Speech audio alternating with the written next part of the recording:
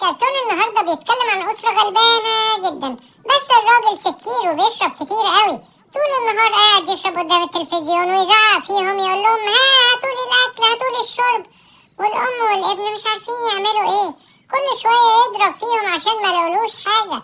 هو قاعد كده بيتبلطج عليهم كده ليه؟ هو عمل لهم إيه يعني كويس عشان ياخد باله منهم؟ معيشهم في فقر ومعيشهم في حاجات وحشة. عمال يدور على أي حاجة يعملها في البيت، هاتولي أكل هاتولي شرب هاتولي أي حاجة. مفيش غير توا ده. طيب خلاص أنا هاخد حصالة الولد الصغير أصرف الفلوس اللي فيها. الولد جه من بره قال له يا بابا دي حصالتي، أنا حوشت فيها فلوس من تعبي ومن شغلي. قال له أنا هاخد الفلوس اللي فيها أعمل بيها اللي أنا عايزه، وقعد يضحك واخد كل الفلوس اللي في حصالة الولد. هي شكلها كتير بس هي مش كتير، ما تقلقوش يا أصدقائي.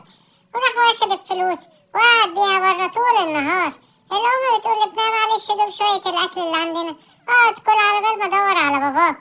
هي راحت له لقيته قاعد هو وأصحابه في بيت واحد غني وعمال يشرب ويصرف من الفلوس. هو وأصحابه قاعدين يشربوا ويضحكوا وسايب أسرته قاعدة في البيت من غير أكل ولا شرب.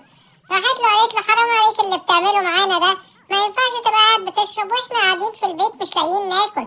قال لها اسكتي يا ولية انتي، يلا اطلعي بره. وراح زعق لها وضربها قدام صاحبه، قال لها ارجعي البيت بسرعة دلوقتي بقولك.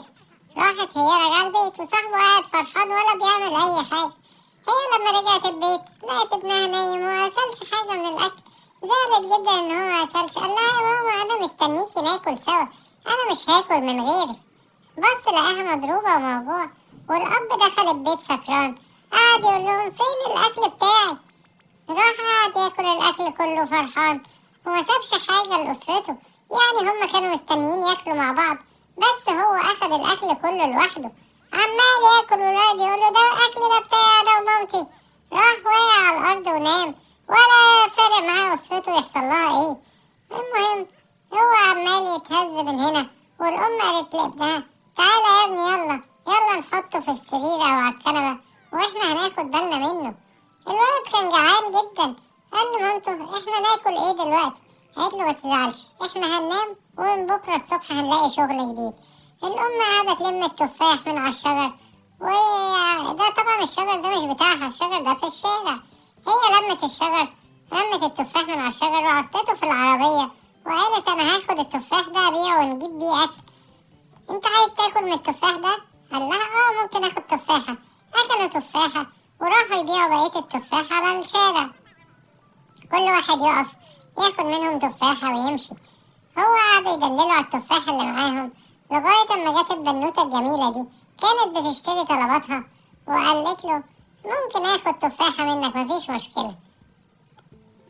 وراح الولد عمال يزن عليها يقول لها أكتر من تفاحة، أنا غلبان ممكن تاخدي تفاحة أكتر. في الآخر وافقت تاخد التفاح كله واديتهم فلوس واخدت تفاحتين مش التفاح كله. ده أنا كنت فاكرها هتاخد التفاح كله. على آخر اليوم مبقاش فاضل غير تفاحة واحدة. هما صرفوا أخدوا باعوا كل التفاح اللي معاهم ودلوقتي معاهم الفلوس يشتروا أكل. الولد لقى البنت دي عمالة تلعب هي وباباها، بس باباها ده كائن غريب جدا. قعد يفتكر أنا ليه بابايا حتى البني آدم الطبيعي مش بيلعب معايا زي ما الكائن ده بيلعب مع بنته. هو قالوا لهم احنا عندنا تفاحة واحدة، ايه رأيك تاخديها وتديني سندوتش البرجر الجميل ده؟ قالت له خد من غير أي حاجة. الولد كان فرحان جدا وادالها البالونة اللي هو كان بيلعب بيها. هما بقى أصحاب وبقوا يلعبوا مع بعض. بس رجعوا البيت تاني عشان الأب. هما قعدوا ياكلوا السندوتشات بتاعتهم. الأب قال لهم فين الأكل بتاعي؟ قال له أهو خد شوية الخضار ده. قال لها وانتي جالتي ايه؟ أنا مش هاكل خضار ده، أنا عايز لحمة وعايز أكل جامد، مش عايز أنا الأكل التعبان بتاعكم. اطلعوا برا بيتي انتوا ولا نافعيني في أي حاجة. هو ناسي إن هما اللي بيريحوه، هما اللي بيصرفوا عليه طول الوقت، وهو مش هيلاقي حاجة يعملها من غيرهم. الدنيا كانت بتمطر جامد قوي، والأم والابن زي ما انتوا شايفين هدومهم مقطعة. الأم بتقول لابنها في ايه؟ قال لها ايه رأيك خدي معايا من السندوتش ده، أنا مش هاكل لوحدي، يلا ناكل مع بعض. وقعدوا ياكلوا مع بعض وكانوا مبسوطين جدا إن هم أسرة مع بعض. تاني يوم الولد كان نايم على رجل مامته. مامته كانت عيانة جدا، حرارتها سخنة جدا جدا جدا، ومش عارف يروح بيها فين لأن هو معهوش فلوس للمستشفى. لا بنت الكائن الغريب طالعة بتقوله ايه اللي حصل؟ قال لها انا مامتي سخنة جدا ومش عارف اعمل فيها ايه. قالت له تعالى ورايا، انا هروح لبابايا، هو دكتور وهيعرف ياخد باله منكم. هو اصلا ملك، هو لابس تاج ملك، بس هو كان ملك طبي الظاهر ولا حاجة. راح قوم الست وخد باله منها واداها الدواء. والاب في نفس الوقت كان بيعدي الشارع وهو سكران، جت عربية خبطته. يستاهل طبعا، ما هو عمال يأذي مراته وابنه.